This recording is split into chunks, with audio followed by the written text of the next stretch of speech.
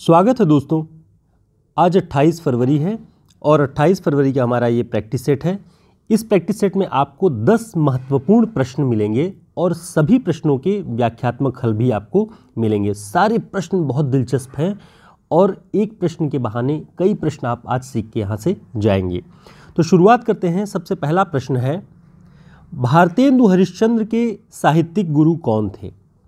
Option: Dayanand Saraswati, Gopal Krishna Girdhar दास, राजा शिव प्रसाद सितारे हिंद, राजा लक्ष्मण सिंह। तो इसका सही उत्तर है राजा शिव प्रसाद सितारे हिंद। भारतेंदु हरिश्चंद्र के साहित्यिक गुरु राजा शिव प्रसाद सितारे हिंद थे। अब इनके बारे में देखते हैं महत्वपूर्ण बातें। इनका जन्म 1823 ईस्वी में है, इसे ध्यान रखेंगे। और इनकी प्रसिद्ध रचनाएं वामा मनोरंजन, इतिहास तिमिरनाशक, भूगोल हस्तामलक, आलसियों का कोड़ा, ये महत्वपूर्ण बातें हैं, इसे ध्यान रखिएगा। 1823 में इनका जन्म हुआ है और ये रचनाएं बहुत महत्वपूर्ण हैं। भारतेंदु हरिश्चंद्र के साहित्यिक गुरु थे, इसे भी ध्यान रखेंगे। अगला प्रश्न देखते हैं। हिंदी भाषा में संस्कृत निष्ठ शब्दावली के प्रयोग के प्रबल समर्थक कौन थे? ऑप्शन: ईश्वरचंद विद्यासागर, भारतेंदु हरिश्चंद्र, राजा शिव प्रसाद सितारे हिंद, राजा लक्ष्मण सिंह। तो इसका सही उत्तर क्या है? इसका सही उत्तर है राजा लक्ष्मण सिंह। हिंदी भाषा में संस्कृत निष्ठ शब्दावली के प्रयोग के प्रबल समर्थक थे राजा लक्ष्मण सिंह। राजा शिव प्रसाद सितारे हिंद के बारे में हमने ऊपर बात की कि ये भारतेंदु हरिश्चंद्र के साहित्यिक गुरु थे, लेकिन राजा शिव प्रसाद सितारे हिंद हिंदी भाषा में अरबी फारसी के स्वतंत्र प्रयोग के पक्षधर थे। तो एक राजा शिव प्रसाद सितारे हिंद जो उर्दू अरबी फारसी के प्रवर्तक थे, यानी कि प्रयोग के माने जाते थे, और राजा लक्ष्मण सिंह संस्कृत निष्ठ शब्दावली के बारे में। तो ये दोनों बातें ध्यान रखेंगे। राजा लक्ष्मण सिंह के बारे में ध्यान रखेंगे कि 1823 ईस्वी में इनका जन्म है। 26 में, 23 में शिव प्रसाद सितारे हिंद का है, वो ध्यान रखना है। इन्होंने कालिदास की रचनाओं का हिंदी अनुवाद किया। किसने? राजा लक्ष्मण सिंह ने। शकुंतला 1862, रघुवंश 1878, मेघदूत का 1882 में हिंदी अनुवाद किया। ये बात ध्यान रखें, कई बार ये प्रश्न बन जाता है कि कालिदास के रचनाओं के अनुवादक कौन कौन थे, कौन नहीं थे, इस तरह के प्रश्न बनते हैं, तो आपको राजा लक्ष्मण सिंह का नाम ध्यान रखना है। अगला प्रश्न है, प्रेमचंद की किस कहानी में न्यायप्रियता के आदर्श को स्थापित किया गया है? ऑप्शन: पूस की रात, कफन, पंच परमेश्वर, ईदगाह। तो इसका सही उत्तर क्या है? इसका सही उत्तर है पंच परमेश्वर। प्रेमचंद की कहानी पंच परमेश्वर में न्यायप्रियता के आदर्श को स्थापित किया गया है।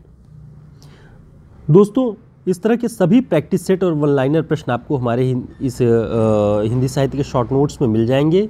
और उत्तर प्रदेश असिस्टेंट प्रोफेसर भर्ती परीक्षा के लिए जो ये हमारा गद्य रचनाओं पर आधारित नोट्स है, इसकी जो डिस्काउंट ऑफर है, इसका आज लास्ट डेट है। इसका जो वास्तविक मूल्य है ये 460 है, लेकिन हमने इसे 28 फरवरी तक के लिए 380 इसका मूल्य रखा हुआ है। तो आप सभी अपनी सुविधानुसार जो आपको उचित लगे उसे ऑर्डर कर सकते हैं। हमारे व्हाट्सएप नंबर पर संपर्क करके, बहुत उपयोगी होगा आपके लिए सभी परीक्षाओं में। तो आज अंतिम तारीख है, इसे ध्यान रखेंगे। आज जो ऑर्डर करेंगे उन्हें 380 में मिल जाएगा, बाकी इसका वास्तविक मूल्य 460। अगला प्रश्न देखते हैं। महीप सिंह किस कहानी आंदोलन के प्रवर्तक माने जाते हैं? ऑप्शन: सक्रिय कहानी, सचेतन कहानी, समांतर कहानी, नई कहानी। तो इसका सही उत्तर क्या है? इसका सही उत्तर है सचेतन कहानी। महीप सिंह सचेतन कहानी आंदोलन के प्रवर्तक माने जाते हैं। इनके बारे में और महत्वपूर्ण बातें यहाँ पे ध्यान से देख लेते हैं कि नई कहानी के प्रवर्तक कौन माने जाते हैं? मोहन राकेश, राजेंद्र यादव, कमलेश्वर। और नई कहानी आंदोलन का वर्ष क्या है? 1956। सचेतन कहानी आंदोलन की बात करें तो महीप सिंह का हमने देखा 1964 में। समांतर कहानी की बात करें, कमलेश्वर 1972 में। सक्रिय कहानी आंदोलन राकेश वत्स 1979 में। तो इतने कहानी आंदोलनों को आप एक साथ यहाँ एक प्रश्न के बहाने तैयार कर सकते हैं। यहाँ प्रश्न था महिप सिंह किस कहानी आंदोलन के प्रवर्तक थे? सचेतन। लेकिन यहाँ कई सारी कहानियों के बारे में आप एक साथ इसे नोट कर लीजिएगा। आगे के भी सभी प्रश्न बहुत महत्वपूर्ण हैं, इसलिए आप ध्यान से इन्हें देखेंगे। अगला प्रश्न है, समांतर कहानी का आरंभ किस पत्रिका से माना जाता है? ऑप्शन सारिका पत्रिका, आधार पत्रिका, मंच पत्रिका, हंस पत्रिका। तो इसका सही उत्तर क्या है? इसका सही उत्तर है सारिका पत्रिका। समांतर कहानी आंदोलन सारिका पत्रिका से इसकी शुरुआत होती है और समांतर कहानी के जो प्रवर्तक थे, आरंभकर्ता कमलेश्वर का नाम आता है, सन भी याद रखेंगे साथ में। इसके साथ और महत्वपूर्ण जो बातें हैं ये आप इसे ध्यान रखेंगे कि प्रवर्तक इसके कमलेश्वर और 1972 में इसका प्रवर्तन होता है, समांतर कहानी सारिका पत्रिका। इतनी बातें आप एक प्रश्न के साथ में ध्यान रखेंगे। एक बात और महत्वपूर्ण है कमलेश्वर के बारे में कि कमलेश्वर को कितने पाकिस्तान उपन्यास के लिए साहित्य अकादमी पुरस्कार मिला? 2003 में। सन 2000 में ये उपन्यास प्रकाशित होता है और 2003 में इसे साहित्य अकादमी का पुरस्कार मिलता है। तो ये मोटी मोटी बातें हैं जो कि आपको ध्यान रखना चाहिए। किसी एक रचनाकार का नाम आ जाए, उससे जुड़े हुए अन्य प्रश्नों को भी आप ध्यान से देख लें। TGT, PGT, assistant professor, UGC net सभी परीक्षाओं की दृष्टि से बहुत उपयोगी है ये। अगला प्रश्न देखते हैं, निम्न में से कौन सा नाटक 6 अंकों में लिखा गया है? बहुत महत्वपूर्ण। अब देखिए, इस तरह से भी प्रश्न हमने इसलिए आपके लिए तैयार किया है कि आप दिलचस्पी से इसे देख के समझ सकें कि ऐसे भी प्रश्न पूछे जा सकते हैं। ऑप्शन में है कामायनी, अंधायुग, अंधेर नगरी, चंद्रगुप्त। तो इसका सही उत्तर क्या होगा? इसका सही उत्तर है अंधेर नगरी। अंधेर नगरी नाटक में कुल 6 अंक हैं, ये ध्यान रखेंगे आप। आगे हम और देख लेते हैं कि किस किस नाटक में कितने अंक हैं। जैसे अंजो दीदी, ये सिलेबस में लगे हुए सारे नाटक हैं। अंजो दीदी में 2 अंक हैं, चंद्रगुप्त में 4 अंक हैं, अंधायुग में 5 अंक है, अंधेर नगरी में 6 अंक है। तो इन सारे नाटकों का कभी क्रम भी पूछ सकता है कि अंकों के आधार पर इनका जो क्रम है उसे व्यवस्थित कीजिए। तो ये इतने महत्वपूर्ण प्रश्न हैं कि आपको कहीं जल्दी दिखाई नहीं पड़ेंगे, इसलिए आप इन्हें ध्यान रख लें, स्क्रीनशॉट ले लें या फिर नोट डाउन कर लें इसे। अगला प्रश्न देखिए। अगला प्रश्न है, निम्न नाटकों का उनके अंकों के आधार पर क्रम व्यवस्थित कीजिए। देखिए, हमने उसी तरीके से इसे एक प्रश्न को तैयार किया है। आषाढ़ का एक दिन, अंजो दीदी, अंधेर नगरी, अंधायुग। तो उनके अंकों, अब देखिए प्रकाशन वर्ष के आधार पर भी ये प्रश्न पूछ सकता था, लेकिन यहाँ अंकों के आधार पर पूछा हुआ है। तो अंकों के आधार पर आप देखेंगे तो आषाढ़ का एक दिन में कितने अंक हैं? कुल 3 अंक हैं आषाढ़ के एक दिन नाटक में। ठीक। अंजो दीदी में कुल कितने अंक हैं? 2। अंधेर नगरी में 6, अंधायुग में 5। अब आप इस दृष्टि से जब देखेंगे तो आपका जो सही उत्तर होगा सी, यानी अंजो दीदी, आषाढ़ का एक दिन, अंधायुग और अंधेर नगरी। तो ये आप ध्यान रखेंगे। अगला प्रश्न देखते हैं, माधुरी पत्रिका का प्रकाशन वर्ष क्या है? ऑप्शन 1900, 1910, 1922, 1942। तो इसका सही उत्तर है 1922। माधुरी पत्रिका का प्रकाशन 1922 में होता है और इस पत्रिका के संपादक कौन थे? दुलारे लाल भार्गव। ध्यान रखेंगे, ये पत्रिकाओं से संबंधित इस तरह के प्रश्न भी पूछ लिए जाते हैं। ऐसी पत्रिका जो कि आपने पढ़ के कभी छोड़ दिया होगा, उसको बहुत इंपॉर्टेंट नहीं समझा होगा, लेकिन पूछा जा सकता है, उसके संपादक का भी नाम आपको ध्यान रखना है साथ में। दोस्तों, हमारे प्रयास आपको किस तरह लगते हैं और जो भी आपके सुझाव हों आप कमेंट बॉक्स में ज़रूर बताएं।